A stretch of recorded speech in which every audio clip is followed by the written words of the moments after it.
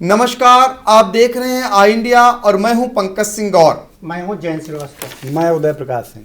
तो आपको बता दें कि एक बार फिर आई इंडिया का पैनल इस बात को लेकर सच चुका है, चूंकि हाई कोर्ट ने एक आदेश जारी किया है, या यूं कहिए कि हाई कोर्ट में जो जनहित याचिका दायर हुई है उसके बाद शासन ने एक आदेश जारी किया है। अपर मुख्य सचिव की ओर से सभी जिलाधिकारियों को आदेश जारी हुआ है, जिसमें यह कहा गया है कि फिलहाल आरक्षण की जो प्रक्रिया है पंचायत चुनाव पर, उस पर ब्रेक लगा दी गई है, यानी कि रोक लगा दी गई है। उसके अंतिम प्रकाशन पर सोमवार को सुनवाई होनी है। और ये खबर जैसे ही पहुंची कि गांव-गांव तक जंगल में आग की तरह ये खबर फैल गई, उसके बाद हर कोई यह जानने में लग गया है कि अब अगला निर्णय क्या आएगा। सबकी निगाहें हाई कोर्ट पर टिक गई हैं और सोमवार को सरकार अपना पक्ष रखेगी, उसके बाद अगला शायद निर्णय आएगा।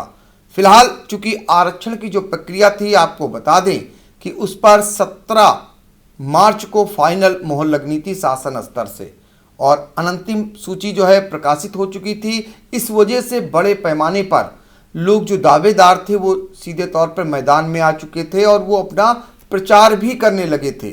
ऐसे में जो लोग नहीं लड़ पाए थे आरक्षण के चलते, वो लोग निराश थे। एक बार फिर उनमें उम्मीद जगी है कि हो सकता है हाई कोर्ट कोई निर्णय करे, क्योंकि जो जनहित याचिका दायर हुई है वह अजय कुमार बनाम राज्य सरकार, जिसमें यह आपत्ति दर्ज कराई गई है कि चूंकि जो बेस लिया गया है आरक्षण का वो 2015 को बेस नहीं माना है, 2011 का बेस लिया गया है, जिसके वजह से आरक्षण प्रक्रिया पारदर्शी नहीं लागू की गई है। इसी को आधार लेकर के हाई कोर्ट में ये जनहित याचिका दायर हुई है। उसके बाद अपर मुख्य सचिव मनोज कुमार ने आदेश जारी किया बाकायदा जिलाधिकारियों को कि फिलहाल जो है आरक्षण की जो प्रक्रिया थी उसकी सूची पर रोक लगा दी है। तो ये जो पैनल है आई इंडिया का, जैन श्रीवास्तव और उदय प्रकाश सिंह, वो हमारे साथ आ चुके हैं और हम जानेंगे कि लोग अब कैसे कैसे कयास लगा रहे हैं इसके बाद और क्या संभावनाएं बनती जा रही हैं। तो सबसे पहले हम चलेंगे जैन श्रीवास्तव के पास, उनसे जानेंगे कि चूंकि जब ये आदेश आया अपर मुख्य सचिव का हाई कोर्ट के बाद, उसके बाद गांव में किस प्रकार का कौतूहल है, कैसे लोग जानना चाह रहे थे और क्या क्या लोग जानना चाह रहे हैं और क्या क्या संभावनाएं उनके अंदर बलवती हुई हैं। आपको बता दें कि अंतिम जो आरक्षण सूची प्रकाशित हुई थी, उसके बाद जो दावेदार थे संभावित सीटों पे, वो अपना मैदान में उतर गए थे और अपने चुनाव प्रचार करने लगे थे।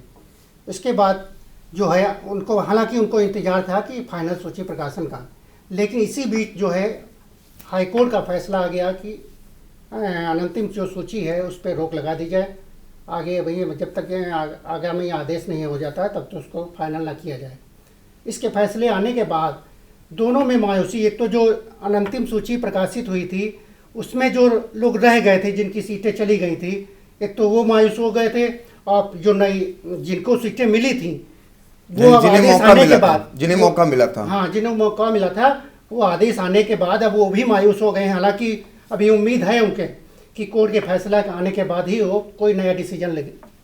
तो मायूसी है, उम्मीद भी है, और उम्मीद उनमें है जो लोग आरक्षण प्रक्रिया के चलते बाहर हो गए थे, और जो लोग ज़्यादा उतावले वो लोग थे या ज़्यादा खुशी उनमें थी जो आरक्षण प्रक्रिया में फिट हो गए थे, वो लोग अपनी चुनाव तैयारी करने लगे थे। अब उनमें डर एक सा समा गया है कि कहीं अगर फेरबदल होता है तो उनका क्या होगा। हम आपको ये भी बता दें कि जैसे ही यह आदेश आया, सबसे पहले आई इंडिया ने आप तक पहुंचाया, और यही कारण है कि आप देख सकते हैं अपने स्क्रीन पर कि किस तरीके से लोग आई इंडिया के यूट्यूब चैनल पर यह जानकारी पाने के लिए उसको एकटक निगाह से देख रहे हैं, और जानकारी क्या क्या निकल करके आ रही है ये जानकारी उससे चाह रहे हैं। तो इस तरीके से गांव की सरकार बनाने वाले लोग आई इंडिया से चिपके हुए हैं कि क्या जानकारी निकल करके आई है। चूंकि पंचायत चुनाव से जुड़ी हुई हर एक खबर आरक्षण से लेकर के और आरक्षण प्रक्रिया पर जो ब्रेक लगी है, वो सबसे पहले ये खबर आप तक पहुंचाई है आई इंडिया ने, तो जाहिर तौर पर सभी विश्वसनीयता के तौर पर सबसे ज़्यादा अगर किसी को पंचायत चुनाव से जुड़ी हुई खबर को कोई अगर लाइक कर रहा है या देख रहा है तो वो आई इंडिया न्यूज़ चैनल है। हमारे साथ उदय प्रकाश सिंह हैं, उनसे जानेंगे कि जो ये जनहित याचिका दायर होने के बाद हाई कोर्ट में जो आरक्षण प्रक्रिया पर फिलहाल ब्रेक लगाई गई है, क्या ऐसी भी संभावना है कि चुनाव बढ़ सकते हैं क्या? देखिए, आपको बता दें, सबसे पहले तो जैसे ही ये आदेश जारी हुआ अपर मुख्य सचिव की तरफ से, तो पहले तो सहसा लोगों को यकीन नहीं हुआ। लोग आई इंडिया के पास फ़ोन करके पुष्टि करने लगे कि क्या ये सच है जो आदेश जारी हुआ है, क्या वाकई में रोक लग गई है। जब ये पुष्टि हो गई कि हाँ ये रोक लगा दी गई है, तो मानो उनके ऊपर जैसे जिनको सीट मिल गई थी आरक्षण में, उनके ऊपर तुषारा घात सा हो गया कि ये क्या हुआ, अवाक रह गए वो। अब वो ये जानने में जुट गए हैं क्या वाकई में पंचायत चुनाव टल जाएंगे। इसके लिए भी वो जहां उनके संपर्क हैं उनसे पूछ रहे हैं, जानकारी कर रहे हैं। लेकिन जहां तक टलने का सवाल है तो अभी ये स्पष्ट नहीं कहा जा सकता, क्योंकि अदालत ने अभी तक इस पर पूरी तरीके से रोक लगाने का आदेश नहीं दिया है। अदालत ने फिलहाल प्रक्रिया को अग्रिम आदेशों तक रोका है। 15 को सरकार का पक्ष मांगा गया है। सरकार का पक्ष अदालत में पहुंचने के बाद ही सरकार अपना अगला निर्णय सुनाएगी।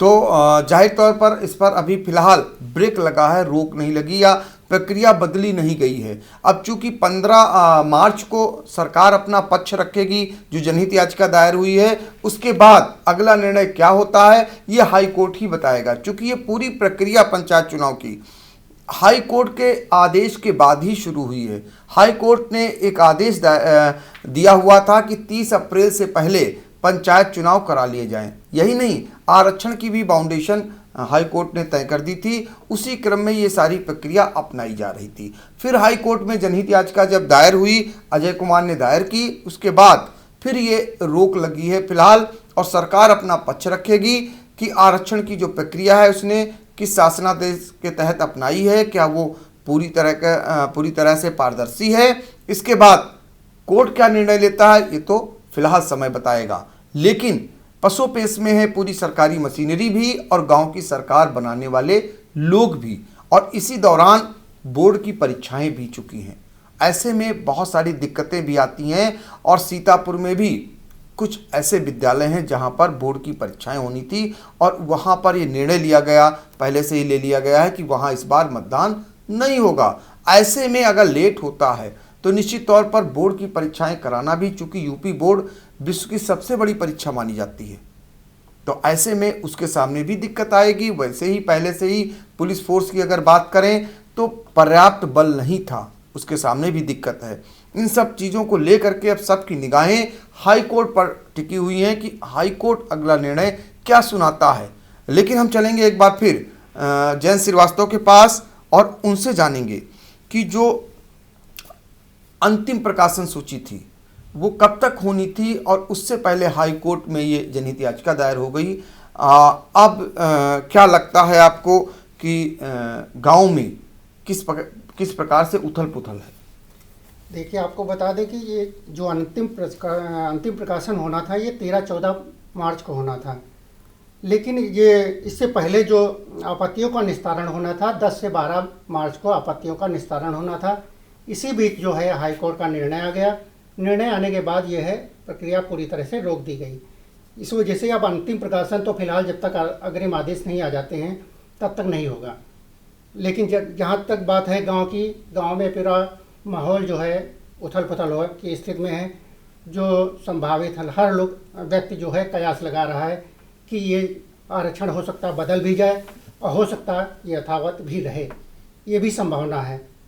लेकिन आपने जो जानकारी दी 13 और 14 को जो आरक्षण की अंतिम प्रकाशन होना था आरक्षण का, वो जिला स्तर का था, और अगर बात करें तो ये फाइनल होकर के शासन स्तर से 17 तारीख को आना था।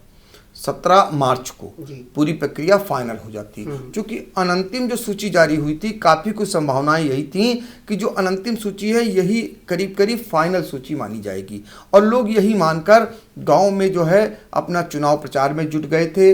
लोग होर्डिंग्स लगाने लगे थे। यही नहीं, लोग गांव में जा जा करके पार्टी बंदी भी शुरू हो गई थी, लोग बैठाने का एक दूसरे के समर्थन में और विरोधियों में खड़े करने का भी दौर शुरू हो गया था। इस बार पहली बार भारतीय जनता पार्टी जो है पंचायत चुनाव को भी बड़ी गंभीरता से ले रही है। यही कारण है कि जिला पंचायत सदस्य के जो चुनाव हैं उनमें वो अपना समर्थन दे रही है और गांव-गांव उनकी आगे की जो योजना है उसमें उनके सरकार के जो मंत्री हैं, पदाधिकारी हैं, वो जा कर के चौपाल लगा करके सभाएं करके इसको बिल्कुल विधानसभा की तर्ज पर चुनाव लड़ने की तैयारी कर रहे हैं। ऐसे में जो है अब ये जो निर्णय आया है इसके बाद क्या स्थिति बनती है या तो फिलहाल हाईकोर्ट ही आगे तय करेगा, लेकिन इतना जरूर है कि जैसा कि बताया गांव में कुछ लोग ये मान रहे हैं बदलाव हो सकता है और कुछ लोग मान रहे हैं कि नहीं हो सकता है वैसी ही स्थिति बनी रहे।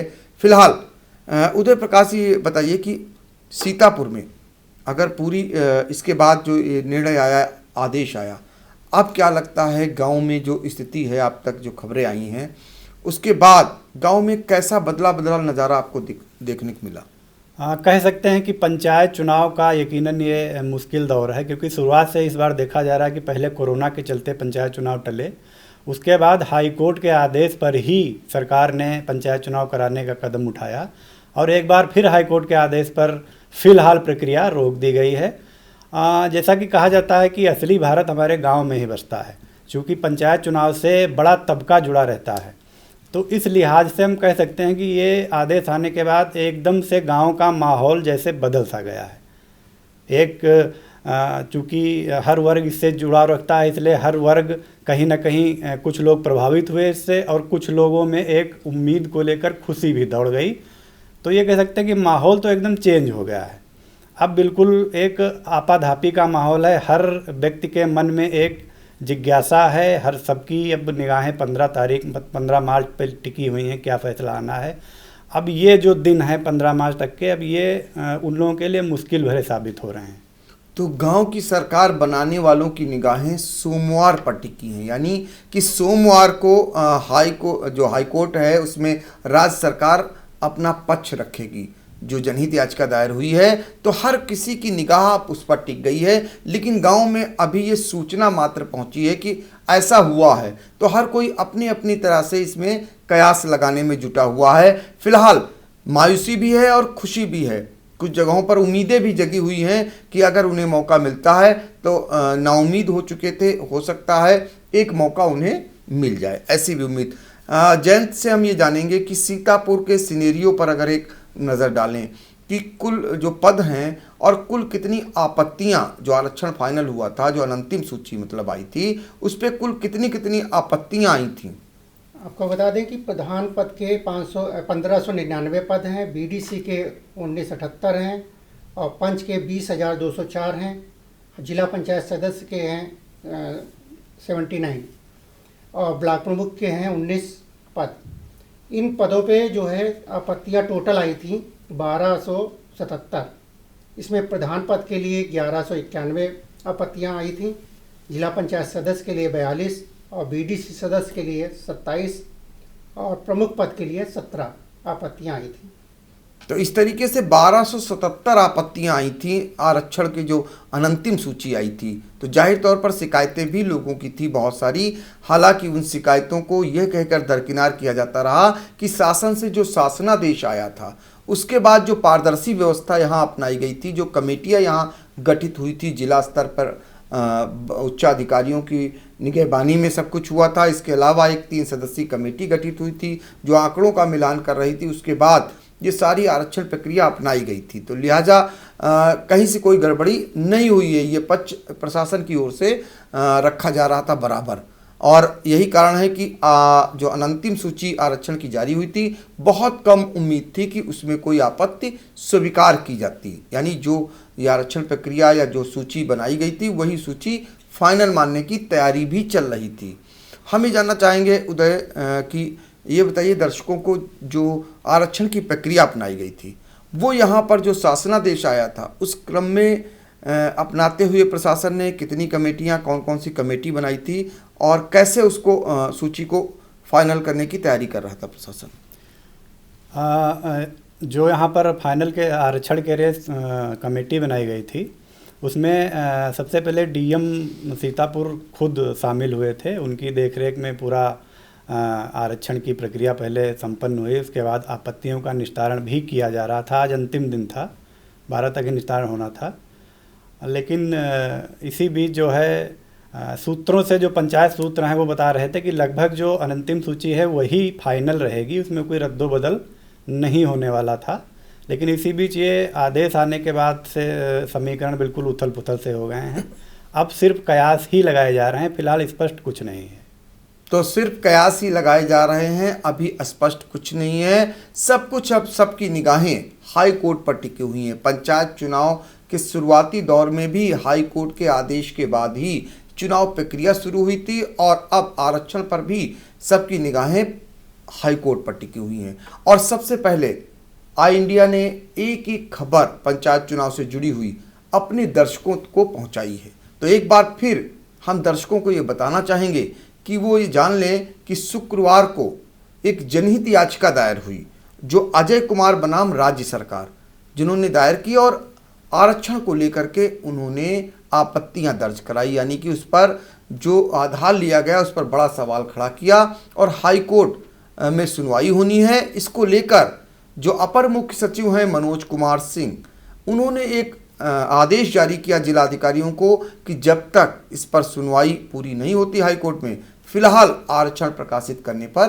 रोक लगा दी जाए। 17 मार्च को जो पंचायत चुनाव के विभिन्न पद हैं, प्रधान पद हो गया, जिला पंचायत सदस्य हो गया, ब्लॉक प्रमुख हो गया, बीडीसी हो गया और पंच, उनके लिए कहा गया है कि इसकी कोई सूची फिलहाल प्रकाशित नहीं की जाएगी और 17 मार्च तक चूँकि ये प्रकाशित होनी थी, तो जब तक 15 मार्च को फिर राज्य सरकार को अपना पक्ष रखना है। ऐसे में हाई कोर्ट जब तक कोई अपना डिसीजन नहीं दे देता है तब तक इस पर रोक लगा दी। जैसे ही ये खबर गांव तक पहुंची, हर किसी की नज़र टिक गई और हर कोई जानने का प्रयास करने लगा और भारी पैमाने पर लोग या बड़े पैमाने पर लोग ये कहिए कि वो आई इंडिया से चिपक गए और उन्हें पता है कि पूरी ऑथेंटिक न्यूज़ आई इंडिया देगा, इसलिए वो जानकारी करने में जुट गए। उन्हें पता चला जैसे ये रोक लग गई तो बहुत सारे लोग इस उम्मीद में हैं कि हो सकता है आरक्षण व्यवस्था में अगर बदलाव होता है तो वो जो मैदान से बाहर हो गए थे उनका नंबर आ जाए, और जो लोग आरक्षण के चलते चुनाव लड़ने में फिट हो गए थे उनमें अब निराशा जैसी है, या ये कहिए उनकी धुकधुकी तेज हो गई है कि कहीं ऐसा ना हो कोई बदलाव हो जाए। सबकी निगाहें हाई कोर्ट पर लगी हुई हैं, क्योंकि जो ये जनहित याचिका दायर हुई है उसमें यही सवाल उठाया गया है कि जो आरक्षण का बेस लिया गया है वो 2011 को माना गया है, जबकि जनहित याचिका में कहा गया है कि 2011 के बाद बहुत सारी भौगोलिक स्थितियां गांव की ग्राम पंचायतों की बदल जाती हैं। ऐसे में 2015 का बेस लिया जाए और यही कारण है कि इस जनहित याचिका की मजबूती इसी को आधार माना जा रहा है। और कहीं इसमें सुनवाई हुई, अगर हाई कोर्ट ने कोई निर्णय लिया तो चुनाव पर भी आंच आ सकती है। बहुत सारे लोग ये भी उम्मीद लगाए बैठे हैं कि चुनाव बढ़ सकते हैं। फिलहाल आपको बता दें कि प्रशासनिक अमला हो या फिर पुलिस अमला, पंचायत चुनाव को लेकर बहुत सारी तैयारियां कर चुका था, बहुत सारी बैठकें हो चुकी थी, बहुत सारे रिहर्सल हो रहे थे। दंगा नियंत्रण रिहर्सल से लेकर सारी सूची बनाई जा चुकी थी और चुनाव को निष्पक्ष, सकुशल और शांतिपूर्ण माहौल में पारदर्शी व्यवस्था में संपन्न कराने के लिए मशीनरी जुटी हुई थी। लेकिन अब निर्णय चूंकि हाई कोर्ट का आखिरी होना है, हाई कोर्ट को करना है, अब सबकी निगाहें हाई कोर्ट पर टिकी हुई हैं। इससे संबंधित कोई भी जानकारी अगर आती है तो सबसे पहले आई इंडिया आपको पहुंचाएगा। फिलहाल आप सभी लोग आई इंडिया देखते रहें और पंचायत से जुड़ी हुई हर एक खबर को देखने के लिए आई इंडिया को सब्सक्राइब करना न भूलें। नमस्कार, धन्यवाद। स्टूडियो आईएएस लखनऊ में ही सिविल सेवा की तैयारी के लिए एक बेस्ट फैकल्टी के साथ एक मॉडर्न कैंपस उपलब्ध करा रहा है। अब स्टूडेंट 12वीं के बाद ही आईएएस और पीसीएस की तैयारी कर सकते हैं। इसमें 12वीं के बाद आप ग्रेजुएशन करते हुए जो छात्र हैं वो आईएएस की परीक्षा के लिए तैयार किए जाते हैं। अगर आप ग्रेजुएशन कर चुके हैं तो आप हमारे स्पेशल बैच में आईएएस और पीसीएस की तैयारी कर सकते हैं। स्टडी आईएएस स्टूडेंट के रहने और खाने की व्यवस्था भी उपलब्ध कराता है, जिससे वो अपना पूरा समय सिर्फ पढ़ने के लिए यूज कर सके। अधिक जानकारी के लिए आप कॉल करें 9517171733 पर। खबर आपकी, नजर हमारी। देखते रहिए आई इंडिया।